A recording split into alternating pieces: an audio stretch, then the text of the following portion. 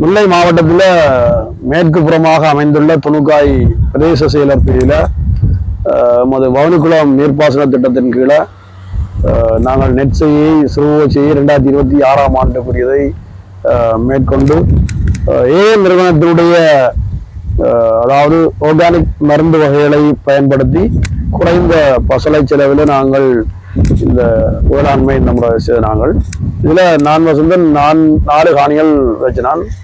2 காணி கீரி சம்பா, 1 காணி வந்து கோரா நெல், இன்னொரு காணி 366 வெள்ளை. இப்போ இதில் நான் வெள்ளை நெல் விதைச்ச காணியும் ஒரு கீரி காணியும் அறுவடை செய்தேன். இந்த 4 காணிக்கும் வந்து எந்த ஒரு கெமிக்கல் மருந்துகளும் பாவியாமல் ஆரம்பத்திலிருந்து இன்றாவும் துரியாரம் 2 பாவிச்சு பிறகு தத்தியை திறக்கிறதுக்காக கோஸ்டே பாவிச்சினாங்க. அப்புறம் அந்த பேன் வராமல் இருக்கணுமெண்டாக்காக பேன் இருக்கிற தடுக்கணுமெண்டாக்காக அதோட சேர்த்து நீங்க என்ன மாதிரி இந்த முறை பாவிச்சிருக்கீங்க? என்ன மாதிரி 4 காணி வச்சுனால் 4 காணியில கிரிச்சம்பா 3 காணி, 1 366 பிஜி 366. கிரிச்சம்பா எல்லாம் வந்து 25-30 நாளைக்கு இந்த ஒரு தத்தி இந்த கோஸ் அடிச்சாப்ப அந்த தத்தி பிரச்சனையே இருக்குல்ல. ஆனா பொலியும் பிரச்சனை இல்லை, நல்ல பொலி அடிச்சது, நல்ல லாபம் பண்றதுல. வெள்ளை 366 ஒரு 3 ஏக்கர் காணிக்கு வச்சுனா 130 ரூபாய்க்கு நெல் காய போட்டு வச்சிருக்கிறேன். ஒரு பச்சையா வெட்டினதில்லை, காய போட்டது.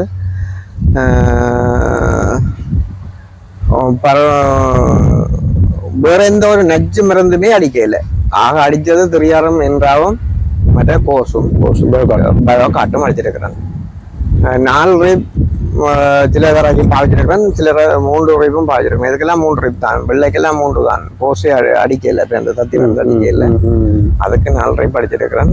ஆனா 6 தரம் கிருமிநாசினி பாவிச்சும் வெட்டியிருக்கிறேன் சில பேர். அவையல் வந்து வெட்டினதுன்ற விளைச்சலோட ஒப்பிட்டு பார்க்கல எங்களுக்கு எவ்வளவோ மிச்சம் வேண்டாம்னு சொல்லணும். அதுல 6 தரம் கிருமிநாசினி வாங்கிக்கிறோன்னா அவருக்கு எவ்வளவு செலவு அந்த பக்கம் ஒன்று எங்களுக்கு அந்த பக்கம் என்ன செலவண்டாங்களோ இந்த மருந்து பம்மா தூக்கி அவனுக்கு அடிக்க கொடுக்குற கூலிதான் எங்களுக்கு ஆக ஒரு பிரச்சனை கொடுப்பேன். நாங்களே செய்யறோம்னா அவ்வளவு பெரிய பிரச்சனை இல்லை. ஆனா ஆளை பிடிச்சி செய்ய ஒவ்வொரு போகமும் 50-100 ரூபா கூட்டி இப்ப வந்துட்டாங்களா அங்க. ஆனா அந்த அடிகூலின்றது ஒரு பக்கம் பிரச்சனை இருக்கு தவிர, ஆனா நான் 6 தரம் கிருமிநாசினி அடிச்சரோட ஒப்பிட்டு பார்க்கல எங்களுக்கு அது பெரிய பிரச்சனை இல்லை. அப்படி பார்க்கலாம். விதநெல்லுக்காக விதநெல்லுக்காக வச்சதான் 366, பிஜி 366 விவசாய திணைக்களம் பரந்தனுக்காக இதுன்றது. கிரிச்சம்பாவோட விதநெல்லுக்காக தான் இந்த 62 கோரா இன்றைக்கு நாங்கள் அறுவடை செய்துக்கிறோம். இதுக்கு வந்து எந்த ஒரு நாசினியும் பாவிக்கல, குறைஞ்ச பசலையை பாவிச்சிருக்கு. இந்த மருந்து 3 தரம் பாவிச்சிருக்கோம். ஆனால் துப்புரா ஒரு மருந்தும் பாவிக்காம பசலையும் பாவிக்காமலும் ஒரு வயல்ல எக்ஸ்ட்ராவா செய்திருக்காங்க. அப்போ அப்படி ஒரு பக்கமும் செய்து பார்க்குறாங்க. அப்போ இதில் எங்களுக்கு இந்த பொறுத்தளவில் 2.25 ஏக்கரா இந்த காணி. இப்போ இதில் இப்போ ஆரம்பத்தில் போய்க்கு இப்போ உங்களுக்கு இந்த 100 ரூபாய்க்கு தாண்டக்கூடிய மாதிரி தான் நாங்கள் இப்போ பிளான் பண்ணி கொண்டு வரோம். அது மாதிரி மற்ற வயலிலும் உங்களுக்கு எங்களை பொறுத்தளவு விளைச்சலை பற்றி பிரச்சனை இல்லை. போன இந்த வருஷங்களை ஒப்படைக்க விளைச்சலை பற்றி பிரச்சனை இல்லை. ஆனால் இதில் வந்து இந்த மருந்து வந்து நோயை வராமல் அடித்தா தான் வெற்றி. அதுதான் 100% வெற்றி. அதை விட இன்னொன்று, இந்த யூரியா வந்து நாங்கள் ஒரு 10 ஏக்கர் தரைக்கும் சாதாரணமாக ஒரு 20 பாவிக்கிறோம். நாங்கள் இந்த முறை 10 தான் பாவிச்சிருக்கிறோம். அதை விட இந்த டொப் கிராப்பை வந்து 3 ரீப்பும் கலந்து போட்டிருக்கிறோம். அதுலயும் ஒரு 25 ரூபாய்க்கு இந்த 10 ஏக்கருக்கு தரைக்கும் போயிருக்குது. அதுலயும் யூரியா மிச்சம் பிடிச்சதுல ஒரு பெரிய வெற்றி. அதுல நச்சுத்தன்மையை குறைக்கிறதும் அதுவும் பிரச்சனை இல்லை. அதை விட முக்கியமா இந்த அரிசி சாப்பிட்டு சுவாச்சி கண்டவருக்கு வந்து இனியிலேன்ற ஒரு இதா இருக்கும். நஞ்சில்லாத அரிசி அது வந்து சோறு பழுதா போகாது. பழஞ்சோறு கூட சாப்பிட்டா இனியிலேன்ற சுவையா இருக்குது.